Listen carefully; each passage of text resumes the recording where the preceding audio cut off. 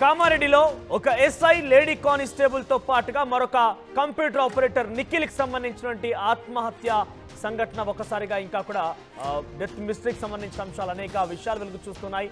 ఎల్లారెడ్డి చెరువులో ముగ్గురి మృతదేహాలు లభ్యమయ్యాయి.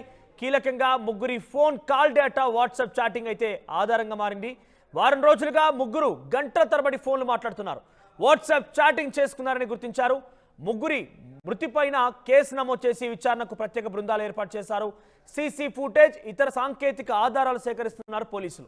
ముగ్గురు కలిసి ఒకే కారులో వారంతా కూడా అక్కడికి చేరుకున్నట్టుగా తెలుస్తోంది. ఇక ప్రేమ వ్యవహారమే ముగ్గురి చావుకు కారణమని అనుమానాలు వ్యక్తమవుతున్నాయి. బిక్కనూరు పోలీస్ స్టేషన్లో ఎస్ఐగా పనిచేస్తున్నారు సాయి కుమార్. బీబీపేట పోలీస్ స్టేషన్లో తన గతంలో పనిచేసిన నేపథ్యంలోనే లేడీ కానిస్టేబుల్ శృతితో ఆయనకు పరిచయం ఏర్పడింది.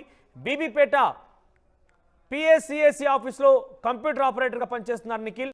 అయితే ఇది ఒక ట్రయాంగిల్ లవ్ స్టోరీయా అన్నట్టుగా అనేక అనుమానాలు వ్యక్తమవుతున్నాయి. అసలు ఏం జరిగింది ఏంటి అనే విషయం పైన ప్రధానంగా వాళ్ళకి ఫోన్ కాల్ డేటా, వాట్సాప్ చాటింగ్ల ద్వారానే కీలక ఆధారంగా మారే అవకాశం